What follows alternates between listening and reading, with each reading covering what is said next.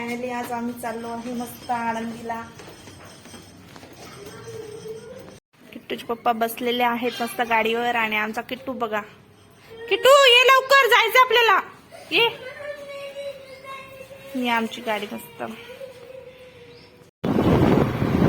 दिवसाचा 1:15 वाजलेला आहे आणि आम्ही चाललेलो आहे आळंदीला.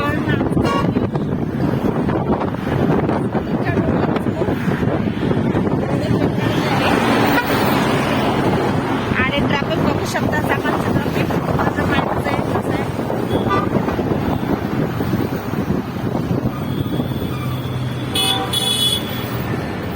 पेट्रोल पंपवर गाडी आली आहे. किट्टूचे पप्पा पेट्रोल टाकत आहे आणि आमचा किट्टू असं पप्पाकडे पाहून घाबरत आहे, कारण त्याला हेल्मेट पाहून थोडं विचित्र वाटत आहे. आळंदी रोड लागलेला आहे आणि आता आम्ही जाणार आहे माऊलीच्या दर्शनाला. माऊलीच्या दर्शनाची ओढ तर आम्हाला पहिल्यांदाच लागलेली आहे. आता आपला किट्टू, आजचा किट्टू समजा किती 8 महिन्याचा होता तेव्हा आम्ही आलो होतो. आता परत एकदा माऊलीच्या दर्शनाला जाऊ.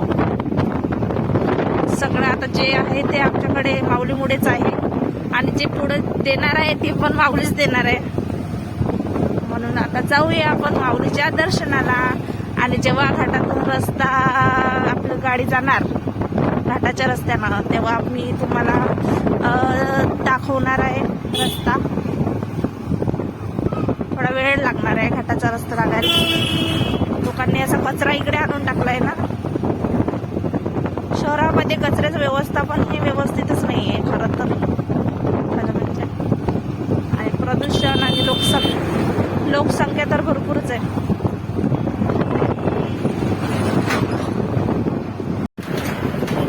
तू काय माहिती दर्शनापर्यंत झोपून जाईल काय तो ना. हा चाकण आळंदी रस्ता, ह्या रस्त्याने मोठमोठे वाहन जात आहे, पण प्रशासनाला अजून त्या रस्त्याची दखल काही घेतली नाहीये. रस्ता एकदम छोटा आहे आणि वाहनं भरपूर मोठी आहे.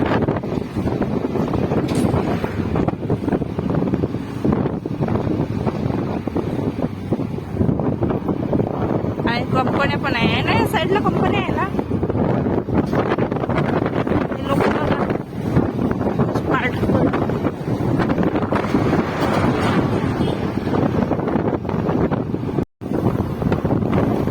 घाटाचा रस्ता लागण्याची सुरुवात झालेली आहे आणि आता मस्त पैकी चांगला व्ह्यू दिसणार आहे. पण आता थोडंसं ऊन आहे, पाऊस कमी आहे, त्याच्यामुळे हिरवगार रस्ते काही नाही आहे.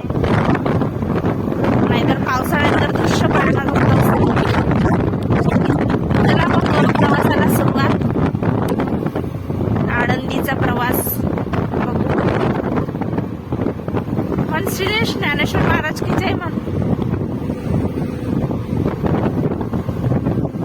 श्री संत ज्ञानेश्वर महाराज की जय.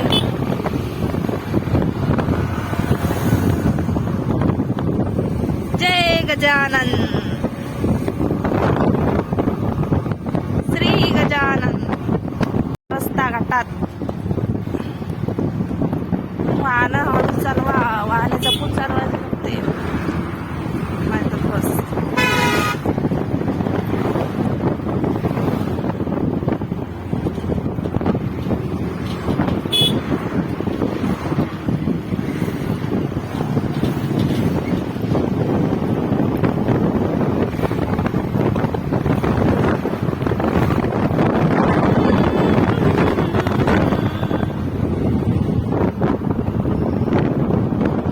रस्ता कसा आहे, समोरचे वाहन अजिबात दिसत नाही आणि समोरच्याला इकडले वाहन दिसत नाही.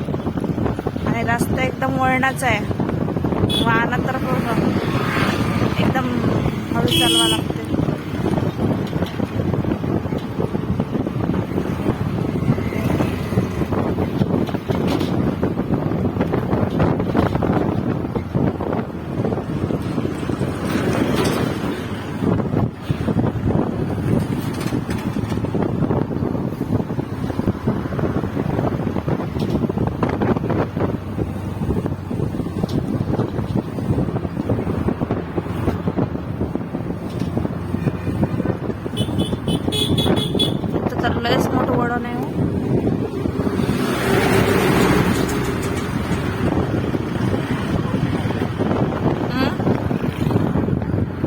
ओम नमः शिवाय.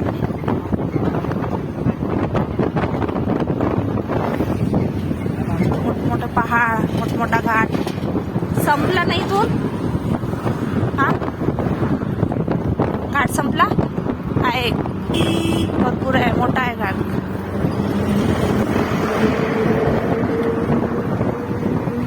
ह्या रस्त्यानं मोठे वाहन यायलाच नाही पाहिजे खरं तर.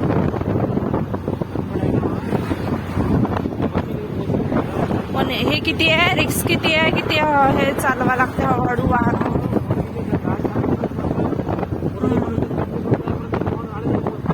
हा ना.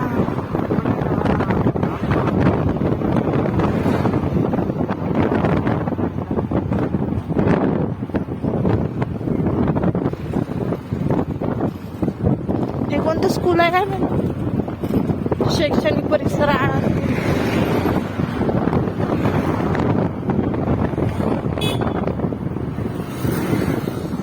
धूळ बाई किती आहे. चाकणमध्ये आणि आपल्या पुण्यात धूळसाठी प्रसिद्ध असेल ना तो माणूस. मी काय म्हणत आहे, माझा हात सोडूनच गाडी चालवत आहे. चलो आलो आपण जवळ. आता कुठे आलो आपण? तळेगाव ढमडेरे. हा हा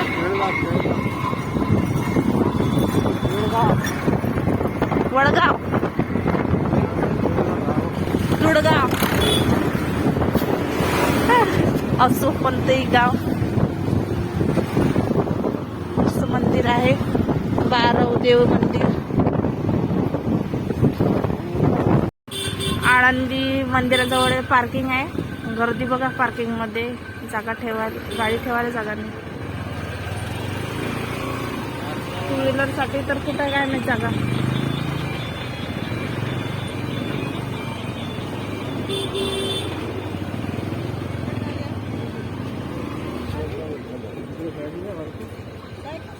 एकच ठेवा मग वरती ठेवा, पण त्याचं काही हे नसेल ना. तर तिथे सेफ असते ना.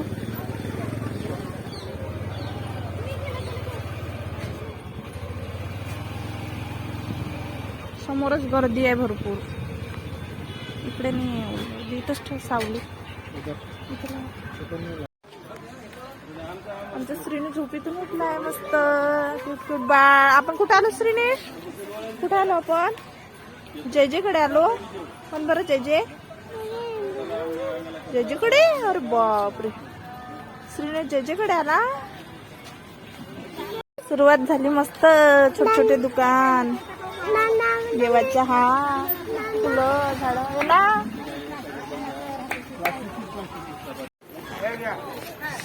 ऊन भरपूर आहे. हा ऊन भरपूर आहे म्हटलं. सुरेशला टोपी पण काढली. आता हेल्मेट घेणार आहे का तू?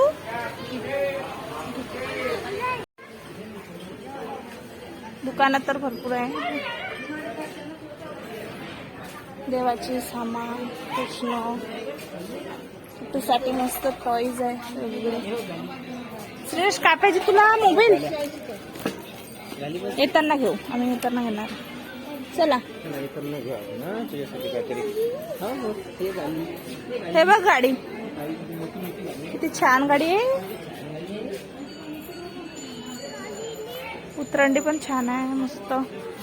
श्रीनेसाठी गाडी, घोडा, मोबाईल, टेलिफोन, मंगळसूत्र, बांगड्या बिंगड्या सगळं. हेल्मेट ठेवा म्हणते. हा ना, म्हटलं अलाउड आहे की नाही हेल्मेट. चाललो आता माऊलीच्या दर्शना. आता लोकांचं चालू. चप्पल ठेवा, चप्पल ठेवा. तिकीट किलो अंदरचा एक फोटो काढ.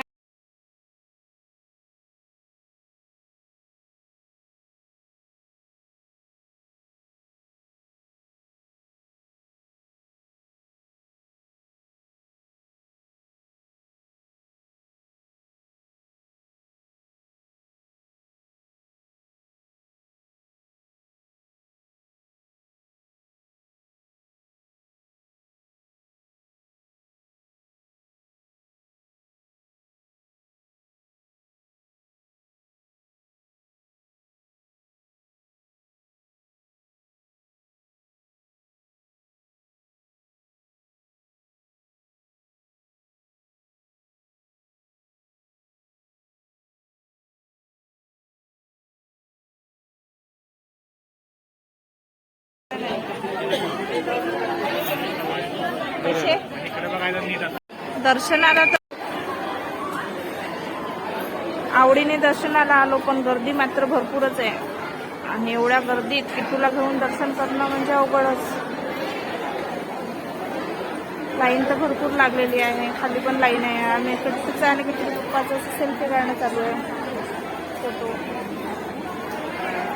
काय करावं नेमकं कळत नाही, गर्दी खूप आहे.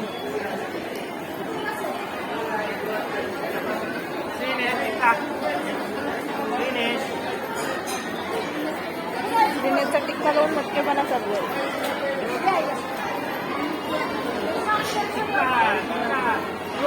गर्दी बापरे, चेंगरा चेंगरे. काय करावं नेमकं काही कळत नाही. कसे करू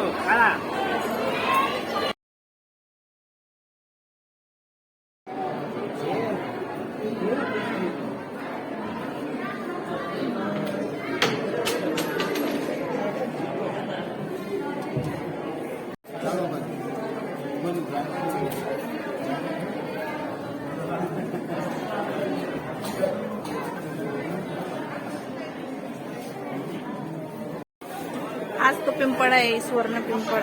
गयाच्या दारी सोन्याचा पिंपळ म्हटलं आहे ना, तर ते खरं आहे. लहानपणी ज्ञानेश्वर माऊली मस्त याच्या खाली खेळत होते.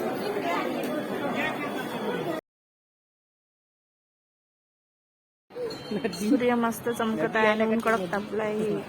नदी आहे आणि मस्त नदीचं असं दृश्य आहे.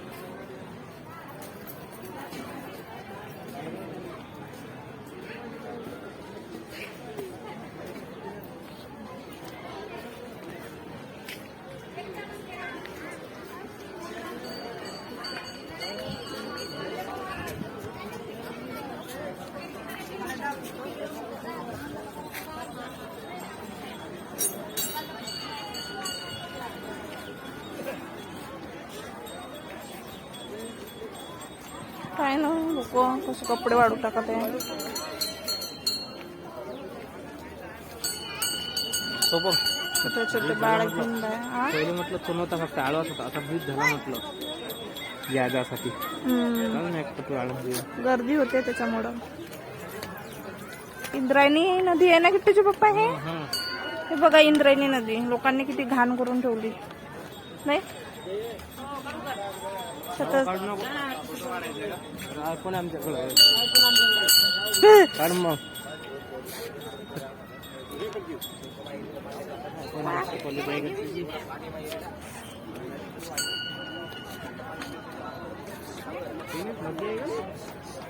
तुम्ही काय म्हटलं त्याला? तो म्हणते आमच्याकडे फोटो काढायचं फक्त काही वाटत नाही. सीन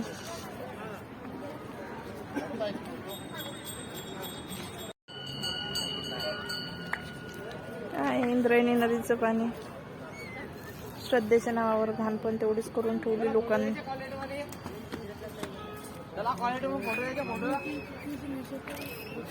प्रखर सूर्य चमकत आहे. छोटे मोठे पण करतात.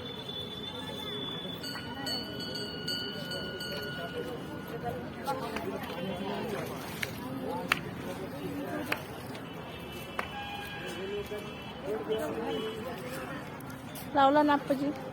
हो आलो आम्ही दर्शन.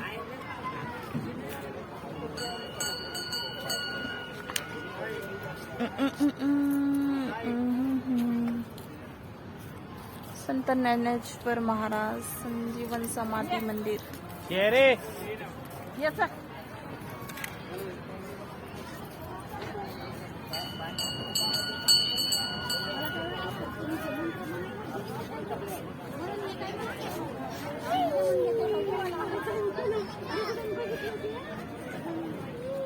दिनेश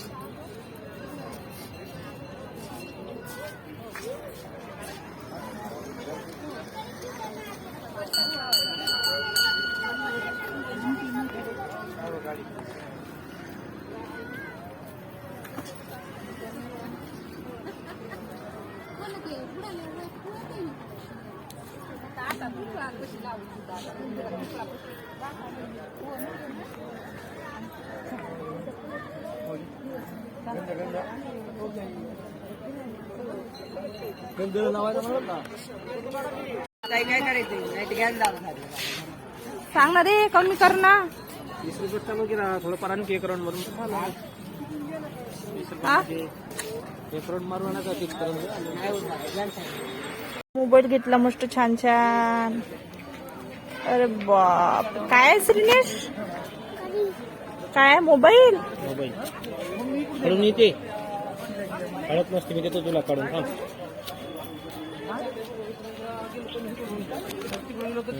अरे बाप, ठीक आहे.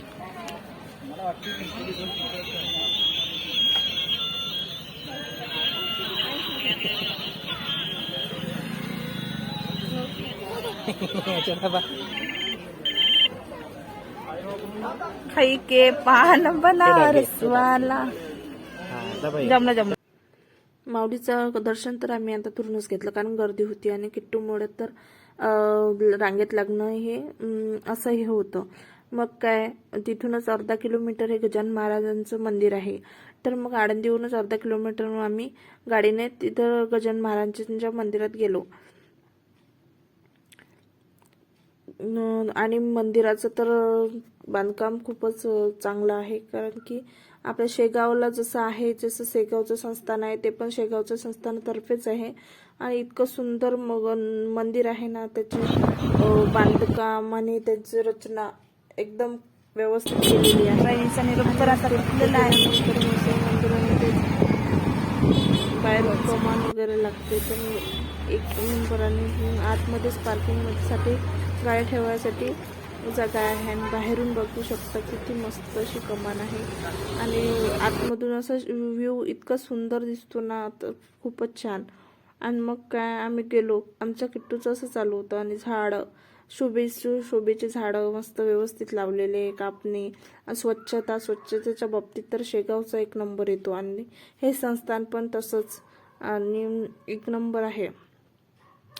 आणि मस्त शांत वाटत होतं तिथं आल्यावर. बघू शकता तुम्ही झाडं वगैरे कसे आहे मस्त. आणि इतका सुंदर व्ह्यू दिसत होता ना, बापरे छान. ऊन कडक तापत होतं. आता थोडाफार कलर पण गेलेला आहे मंदिराचा, तरी पण खूप सुंदर दिसते. आणि आम्ही लग्न झाल्यावर मी आले होते, माझं लग्न झाल्यावर दुसऱ्या दिवशी 2 वेळा येऊन गेले.